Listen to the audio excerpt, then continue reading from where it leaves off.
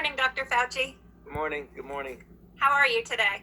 I'm pretty good, thanks. How are you? I'm great. Thank you so much for taking some time to talk with kids about this. They've had a lot of questions, so we really appreciate that. My pleasure. So a lot of kids, I'll just dive right in here. Okay. A lot of kids have seen you on the news since the COVID-19 pandemic began in early 2020. And you've been studying infectious diseases for a really long time. Can you talk a little bit about what it's been like to have that job during the middle of a pandemic?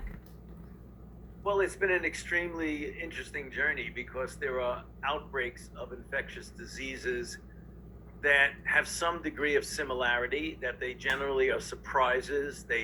You don't expect them, they come out of nowhere, and then they can cause variable degrees of problems. I mean, some are interesting and curiosities that are in foreign lands that don't touch us, like Ebola. We had a big problem with in West Africa and then in the Congo, but we only had a couple of cases here that were easily taken care of. Then there's Zika, which predominantly was in South America because of the mosquito population. And then there are some that really hit you hard right in your own country.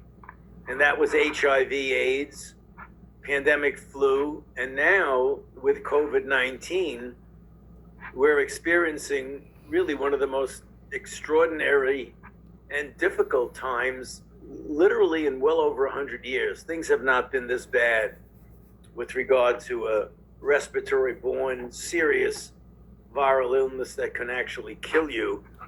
That hasn't been this bad since 1918, the pandemic of 1918, which was... Did he just call this a respiratory illness? I feel like it's more circulatory. Historic and killed anywhere from 50 to 100 million people in the world at a time when the population of the world was only 1/3 of what it is right now. So the experience has been exciting in one respect, unpredictable in another respect, but very challenging to have to do things to respond, which is what we're doing right now. So, for example, the rush to developing vaccines to protect people from getting infected has been a very challenging endeavor, but we've been successful. Now it's up to us to get vaccine made quickly enough to get to people, including to children. So for the most part, young people have done, from what I've seen, a really exceptional job keeping one another safe and taking care of one another. The kids that I see in school visits are wearing their masks, they're social distancing, they're washing their hands. And now we have this new tool, as you mentioned, to help fight the spread of COVID-19, vaccines. Can you talk a little bit about how a person fights off a disease and how the COVID-19 vaccine can help with that? How do vaccines work? Well, vaccines kind of mimic natural infection without making you sick. So when you get infected with a virus, whatever that virus is, including SARS coronavirus, when you get infected and you recover, that the infection induces in your body a mechanism to protect you from getting infected again. So what a vaccine does, it says, let's make out you've been infected without hurting you. So we inject you with a part of the virus that can't hurt you, but that can induce the kind of response in you that will protect you in case the virus does try to infect you.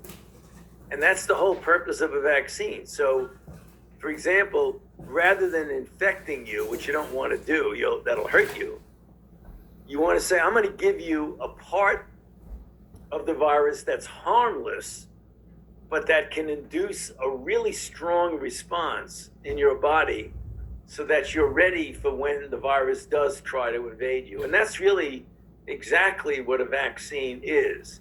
It's a safe mimicking of natural infection. So That is really exciting. I know that sometimes kids, and maybe some adults too, get a little bit nervous when they have to have a shot. You've already had your COVID-19 vaccine. What was that like when you got yours? Well, it really was fine. I've gotten vaccines against a number of infections, and I'm sure most children who are listening to us now already have gotten vaccinated against a lot of things, against polio, against measles, mumps, rubella, hepatitis, meningitis, pneumonia. Children get a lot of vaccines. So the vaccine for coronavirus really isn't much different than any of the others. So it's 2 shots. You get one on a certain day, and then either 3 weeks or 4 weeks later, depending upon which vaccine you got, because we have a couple of different versions, at least 2 and soon many more different versions of the vaccine.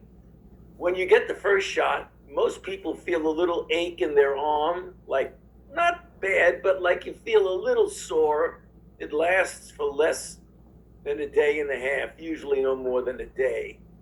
Then when you get the booster, you get the same thing, a little ache in the arm, and you might feel a little tired or a little achy for maybe a day, but not bad. I mean, that happened to me. It didn't stop me from coming to work. It didn't stop me from doing everything that I wanted to do. And then within 24 hours, it was all gone and everything was fine and back to normal.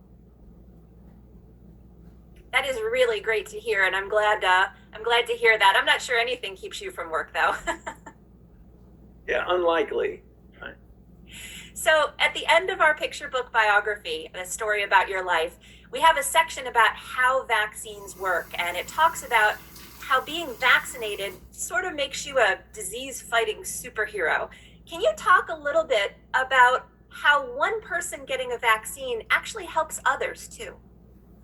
That's a very good question, and there's a really good answer to that, because viruses like to spread from person to person. And the only way they can spread from person to person is if a virus wants to infect me and I'm not protected, then I get infected and then I pass on the virus to you if you're not protected.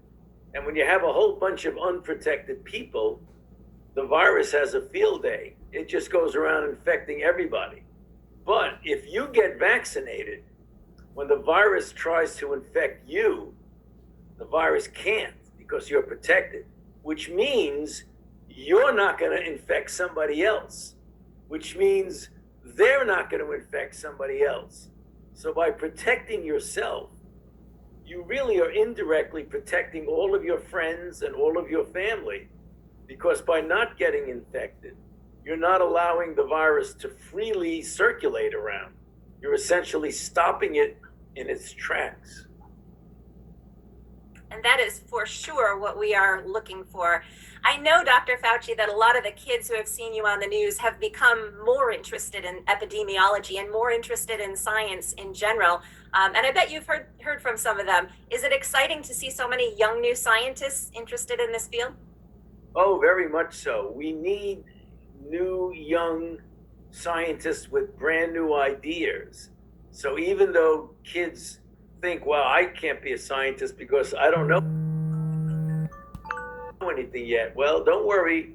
If you want to be a scientist and it suits you, you'll learn a lot and you'll probably be able to do some good to help the world against disease. Well, we are looking forward to all those young scientists coming forward. Thank you so much for taking the time to talk with me and with kids today. I really appreciate it. And especially thank you for your work, Dr. Fauci. My pleasure, Kate. So good to be with you. Take care.